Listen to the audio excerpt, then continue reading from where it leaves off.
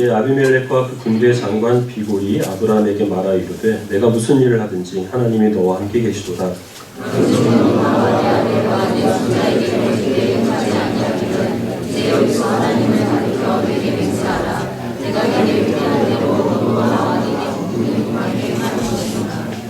아브라함이 이르되 내가 맹세하리라 하고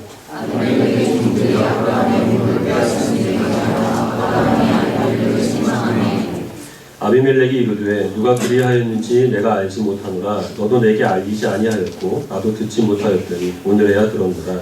아브라함이 양과 소를 가져다가 아비멜렉에게 주고 두 사람이 서로 언약을 세우니라. 아브라함이 7 암양 새끼를 따로 놓으니 아비멜렉이 아브라함에게 이르되 7 암양 새끼를 따로 놓으고서 치주냐. 아브라함이 이르되 너는 내 손에서 이 암양 새끼 7을 받아 내가 이 우물 판 증거를 삼으라 하고 두 사람이 거기서 서로 맹세하였으므로 그것을 브엘세바라 이름하였더라.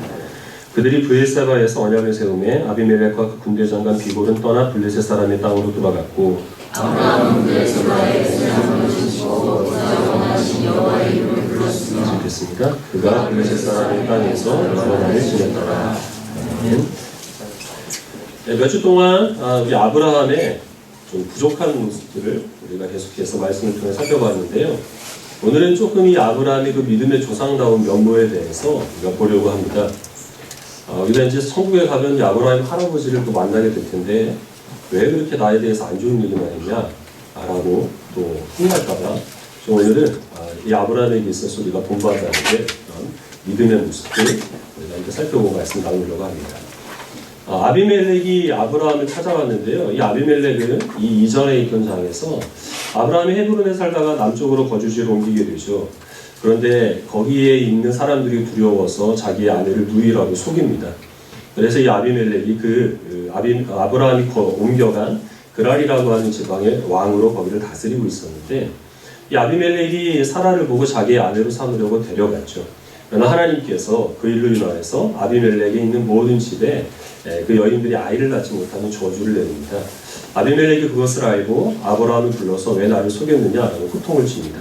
그리고 아브라함이 아비멜렉을 위하여서 기도한 후에야 이 하나님의 저주에서 그들이 벗어날 수 있었고, 그래서 아비멜렉은 많은 선물을 아브라함에게 주면서 네가 원하는 어느 곳에 가든지 마음대로 살아라 라고 했던 그런 적이 있었는데, 그리고 나서 이삭을 낳고 그리고 다시 한번 이 아비멜렉이 아브라함을 찾아온 것이죠. 혼자 온 것이 아니라 자기가 거느리고 있는 군대 장관, 이름도 섬뜩합니다. 비골이라고 하는 그 사람과 함께 아브라함을 찾아와서 약속을 맺자고 합니다. 너와 그리고 너의 자손들이 나와 나의 아들과 나의 손자들에게 네가 그랬던 것처럼 속이지 않겠다고 약속을 해달라. 그리고 네가 내 나라에 사는 동안에 내가 너한테 친절을 베풀었듯이 너와 너의 후손들도 나의 후손들에게 친절을 베풀어달라. 이것을 약속하자는 것이죠. 아브라함은 좋다고 얘기를 합니다. 그 대신 한 가지 할 말이 있는데, 내가 힘들게 파놓은 우물을 너희 종들이 빼앗아간 적이 있다는 거죠. 이 당시에 있어서 우물은 물이 부족한 때였기 때문에 생계에 있어서 굉장히 중요한 역할을 하는 그런 의미가 있는 그런 것입니다. 나중에 아브라함의 아들인 이삭은 거의 일평생에 걸쳐서 우물을 파면서 옮겨 다니느라 그의 전생애를 바치게 되는데요. 어쨌든 이 소중한 우물을 힘들게 파놨는데 너희 종들이 빼앗아갔는데 그것을 돌려주고 다시는 그런 일이 없도록 나와 약조를 맺자, 이렇게 얘기를 합니다. 아비멜렉은 내가 전혀 알지 못하는 상황 가운데서 이런 일이 벌어진 것이다, 이렇게 얘기를 하면서 다시는 그런 일이 없게 하겠다, 그리고 네가 판 우물을 돌려주겠다, 이렇게 맹세를 하죠. 근데 아브라함이 그 아비멜렉에게 암양 새끼 7마리를 건네줍니다. 아비멜렉은 네가 이것을 나한테 줄 필요가 없다, 이렇게 얘기를 하지만, 그러나 아브라함은 너와 내가 약속을 맺었다는 증표가 될 것이다 라고 얘기를 하면서 양 7마리를 그에게 주고, 그리고 그곳의 이름을 브엘세바라고 합니다. 브엘세바라는 말은 약속의 우물이라는 뜻도 되고 7 우물 이런 뜻도 됩니다. 7마리의 양으로 약속을 맺은 우물이라 이런 중의적인 의미가 있을 겁니다. 그리고 아비멜렉은 돌아갔고 아브라함은 거기에 에셀나무를 심고 하나님께 경배를 드리게 됩니다. 이 아비멜렉이 아브라함을 찾아온 이유는 아브라함이 두려워서입니다. 아브라함을 보자마자 아비멜렉이 하는 말은 너를 보니까 하나님께서 너와 항상 함께 계시도다, 이렇게 얘기를 하죠. 아브라함 때문에 그의 집안이 한때 하나님의 저주를 받은 적이 있었고, 그리고 아마도 어쩌면 이 아브라함이 100세가 되어서 아들을 낳는 것을 보고 저는 정말 특별한 사람이다 이런 생각을 가졌을 거예요. 그래서 이 아브라함을 내가 잘 해줘야 그리고 그와 약속을 맺어야만 하나님의 저주를 받지 않고 하나님의 복을 받을 수 있을 것이다. 이런 마음을 가지고 아브라함을 찾아갔겠죠. 근데 혹시 자기 혼자 찾아가서 어떠한 해코지를 당할까봐 든든한 보디가드를 하나 데리고 이렇게 아브라함을 찾아간 겁니다. 그리고서 아브라함에게 약속을 맺자고 이렇게 얘기를 하는데 이 사건은 사실은 우리가 보기에는 이삭이 태어난 사건이나 아니면 그 다음 이삭을 바치는 사건 사이에 들어있어서 상대적으로 조금 중요성이 덜한 것처럼 여겨지지만 이스라엘 백성 가운데 있어서는 굉장히 중요한 의미를 갖고 있습니다. 우리가 우리나라 영토를 이야기를 할 때 백두에서 한락까지 이렇게 얘기하는 식으로 이스라엘 백성들은 사사기에서부터 역대기에 이르기까지 이스라엘 전 영토를 의미할 때 단에서부터 브엘세바까지 이렇게 얘기하게 됩니다. 즉 이 브엘사바는 이제 앞으로 이 아브라함의 후손이 살아갈 가나안 땅의 그 경계를 정하는 그런 의미가 있는 지역이 되는 것이죠. 근데 이 브엘사바라고 하는 이 경계를 누가 정하느냐? 이 아브라함의 후손들이 힘써 싸워서 가나안 족속을 몰아내고 그 땅을 차지해서 아니면 우연히 그래서 이 브엘세바가 이스라엘의 경계가 된 것이 아니라 하나님께서 이미 그들의 조상인 아브라함 때로부터 그 경계를 삼도록 약속해 주셨다는 겁니다. 근데 여기서 중요한 것은 이 경계를 지금 아브라함이 정한 것도 아니고 천사가 와서 정해준 것도 아니고 당시에 이 지역을 다스리고 있는 아비멜렉이 아브라함을 찾아와서 그와 약속을 맺자고 하면서 그 아비멜렉이 지금 정하고 있다고 하는 것이죠. 그리고 아브라함은 이 약속 가운데서 그 우물을 돌려달라고 이야기를 하고 그리고 또한 그 우물의 대가를 아비멜렉은 괜찮다고 사양하는데도 굳이 7마리 양을 주고 그 우물에 대한 소유권을 정당하게 넘겨받습니다. 이것이 의미하는 바는 이 우물은 정상적으로 내가 너에게 돈을 주고 산 것이지 네가 나한테 호의를 베풀어서 그래서 이 우물을 내가 차지하는 것이 아니라는 겁니다. 그리고 장차 내 후손들이 이 땅에 들어와서 살게 될 때에 이 7마리 그 양이 이 영토가 내 땅이라고 하는 것을 증거해 줄 것이다. 이런 의미에서 그 양을 그에게 넘겨주었다고 하는 것이죠.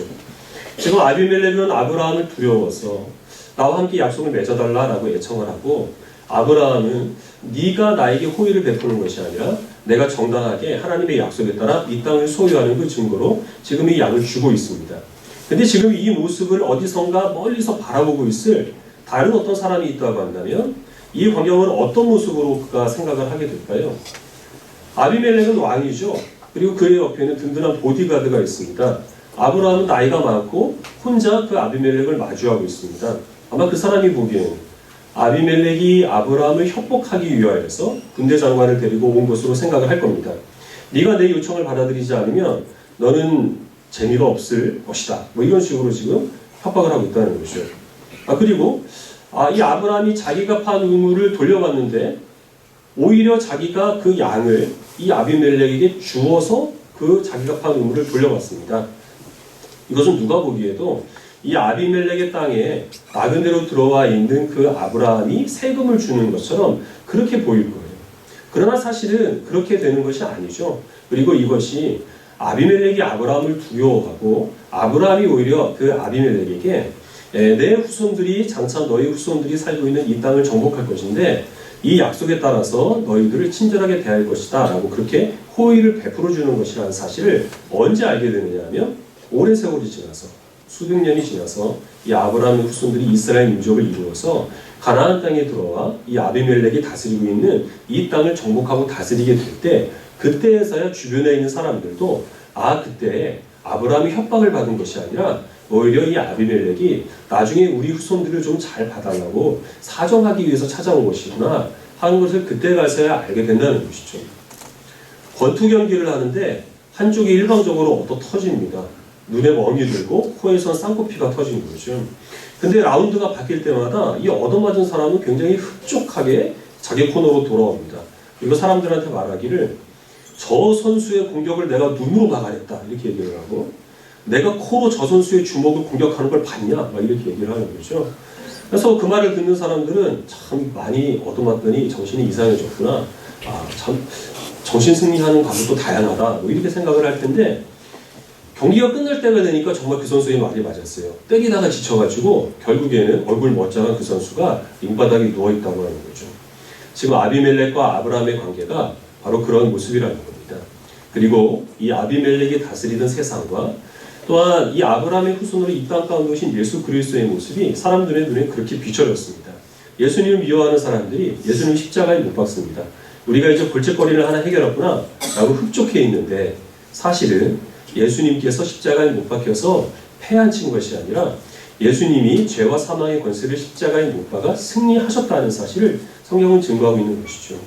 그리고 또한 이것은 오늘날 아비멜렉이 다스리고 있는 이 세상과 예수님께서 세우신 하나님의 나라, 즉 교회에서 살고 있는 이런 우리 주의 모든 그런 백성들이 살아가는 삶의 모습들입니다. 세상이 교회를 지배하는 것 같고 세상이 그리스도인들을 핍박하는 것처럼 보여집니다. 그러나 그것은 겉으로 보이는 그런 현상일 뿐, 사실은 교회가 세상을 지배하고 교회가 세상에 영향력을 끼치며 세상을 변화시키고 있습니다. 여기에 우리 성도들도 함께 이런 일에 부름을 받는데요. 세상에는 질서와 원리라고 하는 것이 있습니다. 그리고 그 질서와 원리에 따라서 우리를 지배하는 것처럼 보이는 그러한 사람들이 있습니다. 직장을 다니시는 분들은 우리를 고용한 사람이 마치 나의 운명을 좌우하는 것처럼 그렇게 어떤 위압적인 모습으로 우리 앞에 서 있을 것이고, 학생들이라고 한다면 어떤 학교 성적 때문에 또 나를 괴롭히는 어떤 친구 때문에 많이 고민을 할 수가 있습니다.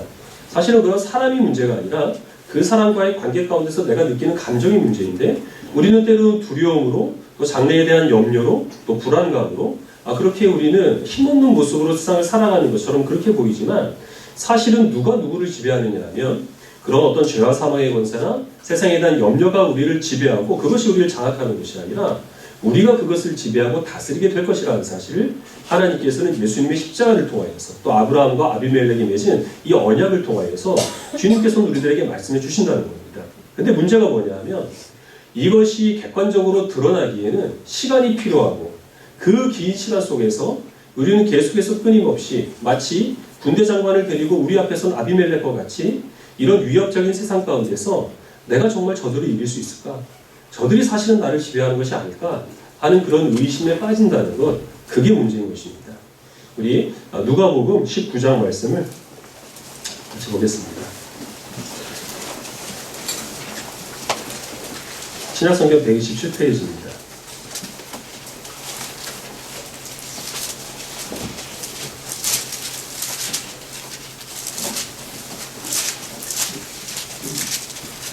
누가복음 19장 11절부터 27절까지 한 절씩 읽겠습니다. 19절을 제가 먼저 읽겠습니다.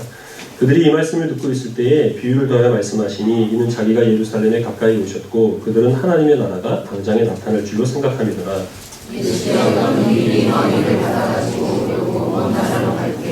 그 종 열을 불러 은하 10문화를 주며 이르되 내가 돌아올 때까지 장사하라 하니라.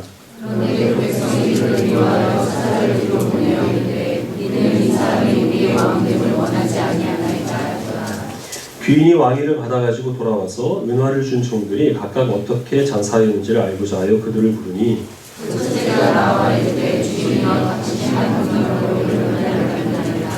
주인이 이르되 잘하였다 착한 종이여, 내가 지극히 작은 것에 충성하였으니 10고울 권세를 차지하라 하고,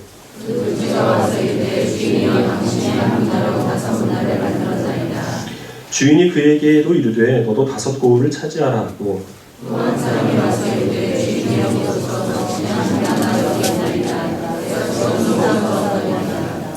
이는 당신이 엄한 사람인 것을 내가 무서워함이라. 당신은 주지 않은 것을 취하고 심지 않은 것을 거두나이다.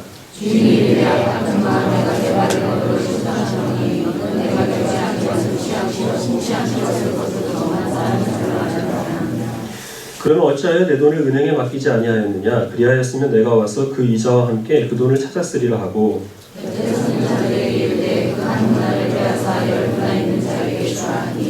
그들이 이르되 주여 그에게 이미 10문화가 있나이다.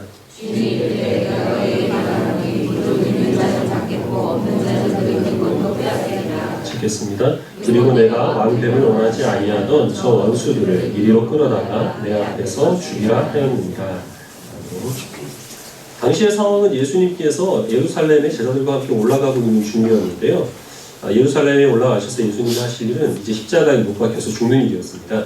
근데 제자들은 예수님이 예루살렘에서 왕이 되실 줄 알고 로마 군대를 물리치고 유대인의 왕이 되고 자신들은 각각 한 벼슬을 차지할 그 기대를 품고 가고 있는 중이었습니다. 그래서 11절 말씀에 보면 그들은 하나님의 나라가 당장에 나타날 줄로 생각함이더라. 이런 기대를 품고 올랐다는 것이죠. 그래서 예수님께서는 그들의 기대대로 되지 않을 것을 말씀해 주시기 위해서 이 문화의 비유를 그들에게 베풀어 주십니다. 이 말씀은 마태복음에 있는 달란트 비유하고 비슷하지만 상당히 다른데요. 어떤 나라에 귀인이 있었습니다. 근데 그 나라의 귀인이 황제에게 부름을 받습니다.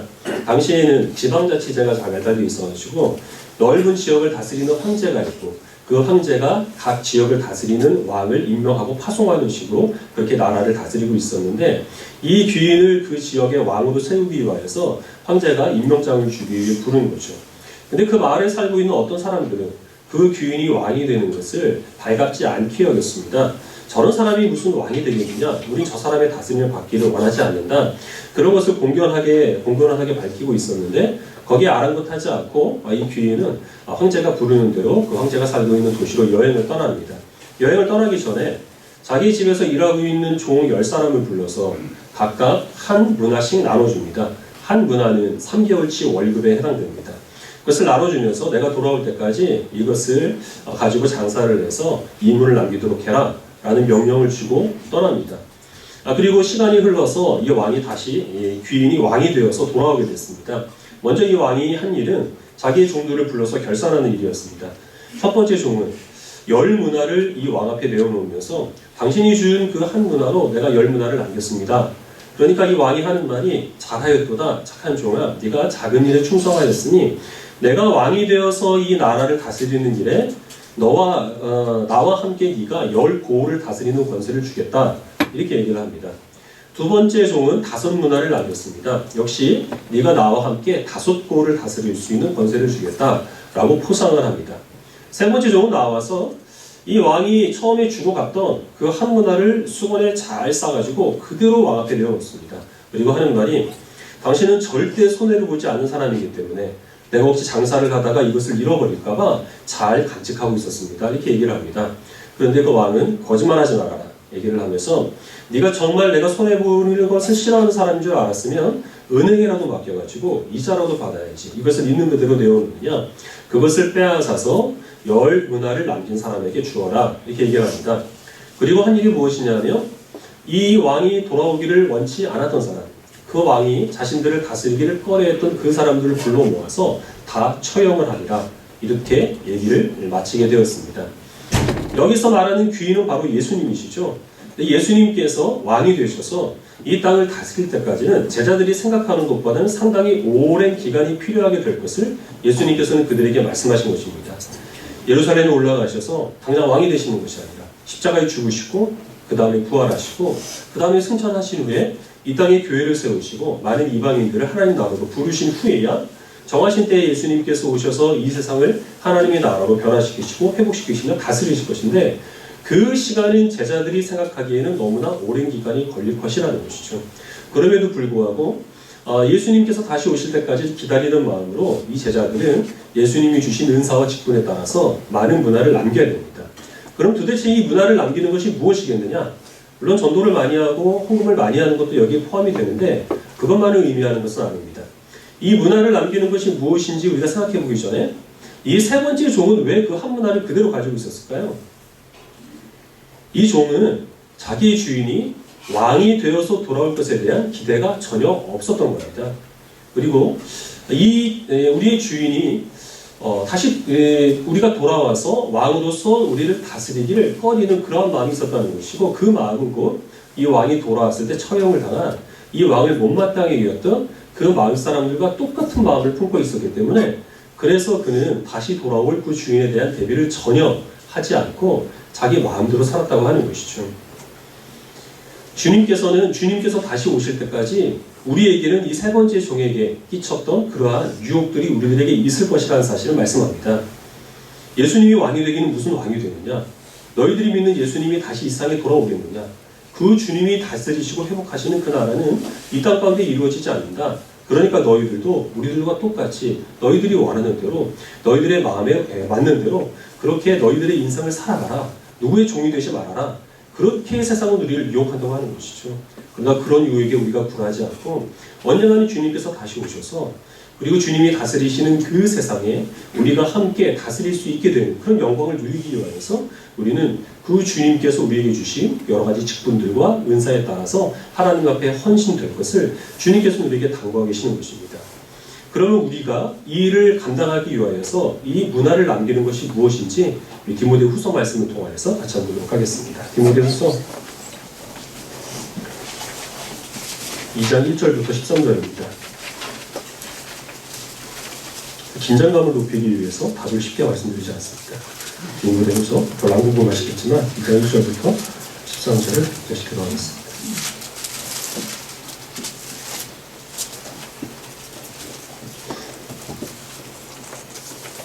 (2장 1절을 제가 먼저 읽겠습니다. 내 아들아 그러므로 너는 그리스도 예수 안에 있는 은혜 가운데서 강하고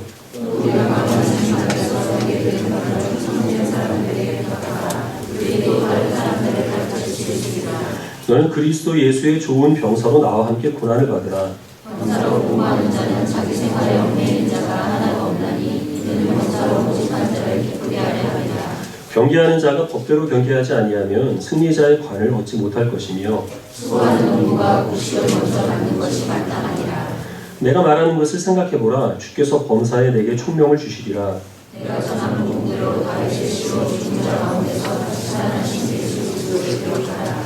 복음으로 말미암아 내가 죄인과 같이 매이는 데까지 고난을 받았으나 하나님의 말씀은 매이지 아니하니라. 그러므로 내가 택함 받은 자들을 위하여 모든 것을 참으면 우리도 그리스도 예수 안에 그 구원을 영원한 영광과 함께 받게 하려 함이라. 미쁘다 이 말이요 우리가 주와 함께 죽었으면 또한 함께 살 것이요 그러면 주와는 함께 마음으로 살 것이요 우리가 주를 위하면 주도 우리를 위하실 것이라.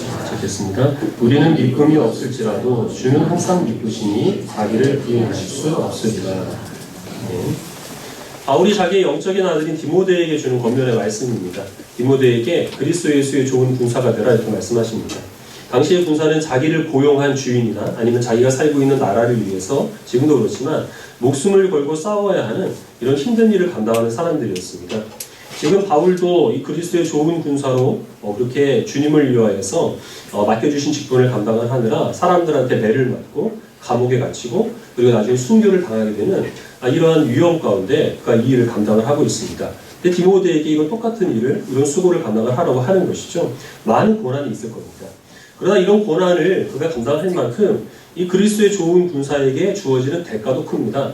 그 대가는 먼저 이 수고를 그가 감당하면서 전한 복음을 듣고 불신자였던 사람이 예수 그리스도를 믿는 신자로 변화되는 것이죠. 그가 그래서 이 영광의 복음에 동참한 자가 되는 것, 이것이 바로 목숨을 걸고 이 일에 헌신할 만큼 값진 것이라 이렇게 말씀을 하고 있고, 두 번째는 주님께서 그 십자가의 죽으심과 그리고 또한 그 고난에 동참하는 주의 백성들은 주와 함께 죽게 될 것인데, 그러나 그는 주님께서 부활하심을 믿는 믿음으로 다시 주님과 함께 부활하게 될 것이고, 주님께서 다시 오셔서 이 세상을 다스리는 날에 주님과 함께 왕노릇하게 될 것이라 이렇게 말씀합니다. 여기서 말하고 있는 이 왕노릇이 바로 다스린다라고 하는 뜻입니다. 누가복음에서는 이 종이 주인이 떠나 있는 동안에 많은 문화를 남겨서 주인이 돌아왔을 때에 왕인 그 주인과 함께 고을을 다스리는 권세를 얻게 될 것이라 이렇게 말씀을 했고, 디모데후서에서는 주님과 함께 고난을 감수하며 주님과 함께 죽고 주님과 함께 살아나서 그리고 또한 주님께서 다시 오실 날을 인내로 기다리는 자를 주님께서는 주님 이 세상을 다스리는 그 일에 동참케 하시리라 이렇게 말씀을 하고 있다는 것이죠. 문란을 남긴다고 하는 것은 물론 이 디모데후서 말씀이 전부는 아니지만 이 디모데후서 말씀에서는 고난을 받으며 주님과 함께 죽고 주님께서 오실 날을 기다리고 인내하는 것, 그것이 바로 열 문화를 남기는 것이고, 그 일을 잘 감당하는 사람에게 주님께서는 이 세상을 다스리는 권세를 혜택으로 허락하여 주겠다라고 그렇게 말씀하신 것입니다. 그러나 이 직분을 감당하지 않고 세상 사람들과 같이 주님이 오기는 언제 오느냐, 누군가의 그 주어지는 그 직분을 감당하기보다는 나는 내 목적을 가지고 내 소원에 따라서 나 정도로 살아가겠다 이렇게 생각하는 사람들은 바로 주님께서 왕이 되기를 거부했던 그 말 사람들과 같이 주님을 부인하는 것이라 라고 디모데후서 말씀에서는 정죄를 하고 있습니다. 우리는 세상 앞에서 아비멜렉 앞에서 아브라함과 같이 살아갑니다. 세상의 질서에 따라 우리를 다스리는 것처럼 여겨지는 그러한 사람도 있고 또 그러한 가운데서 우리가 느끼는 그러한 감정들이 있습니다. 여러분들에게 있어서 아비멜렉은 누구이고 그리고 또한 무엇입니까?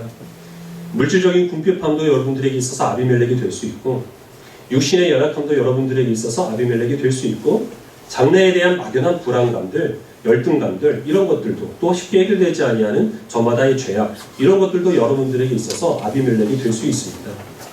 그가 여러분들의 생을 좌우하는 것처럼 지배하는 것처럼 위협적인 모습으로 다가온다 하더라도 결코 그것을 두려워할 필요가 없는 것은 우리가 그것들을 다스릴 수 있는 권세를 하나님께서 우리들에게 주셨다는 것입니다.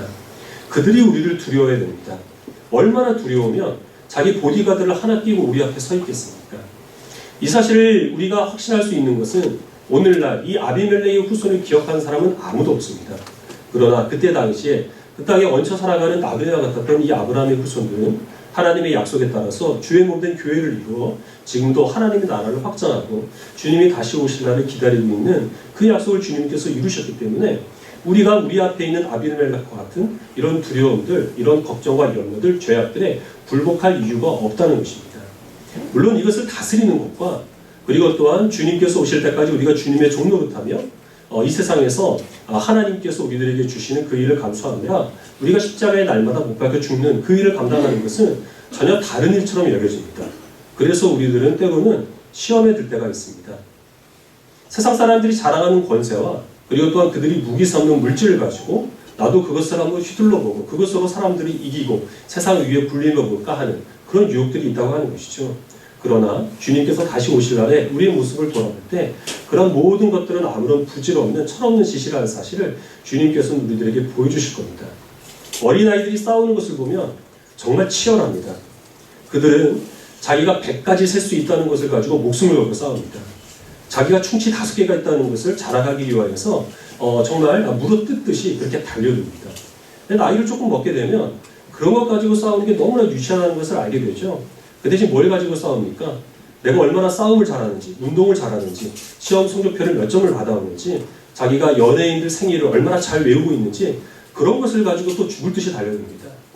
나이가 먹게 되면 다 유치합니다. 그리고 이번에는 자기가 직장에서 얼마의 월급을 받는지, 자기가 어떤 차를 타고 다니고, 자기가 어떤 집에서 살고 있는지 그런 것을 자랑합니다. 하나님 나라에서는 그것이 모두가 다 유치한 어린 나이의 다툼이었다는 사실을 우리가 깨닫게 될 겁니다. 지혜로운 사람은 그런 싸움에 휘말리는 것이 아니라 한 발자국 뒤로 물러서서 양보할 것이 있으면 양보하면서 더 건설적인 앞날의 미래를 위하여서 준비하고 예비하는 것, 그런 사람이 지혜로운 사람이죠. 세상은 끊임없이 우리들에게 싸움을 걸어오겠지만 그러나 그 싸움에 휘말리지 않으시기를 바랍니다. 주님께서 우리들에게 주시는 확신을 가지시고 우리가 무엇인가 다른 사람들을 싸워 이길 만한 세상적인 무기를 취하고 그들과 더불어서 다투는 것이 아니라 한 발자국 뒤로 물러서서 양보하는 것이 승리하는 삶이라는 사실을 기억하시길 바랍니다. 내 만족과 내 소원을 이루기 위하여서 하나님께서 내게 주시는 이 모든 헌신에 대한 요구들을 뒤로 내팽개치고 그저 내가 원하는 것을 얻기 위해서 아등바등 우리가 살아가는 것은 결국에는 이 영적인 싸움에서 지는 것입니다. 하나님의 영광과 하나님께서 내게 주신 직분을 감당하기 위해 고난과 수고와 이 땅에서 손해를 감수하는 것이 승리하는 삶이라는 사실을 기억하시길 바랍니다. 내가 이루고자 하는 그것이 내 손에 쥐어지기 위하여서 우리가 조급한 마음을 가지고 치열하게 살아가는 것, 그것은 영적인 싸움에서 지는 것입니다.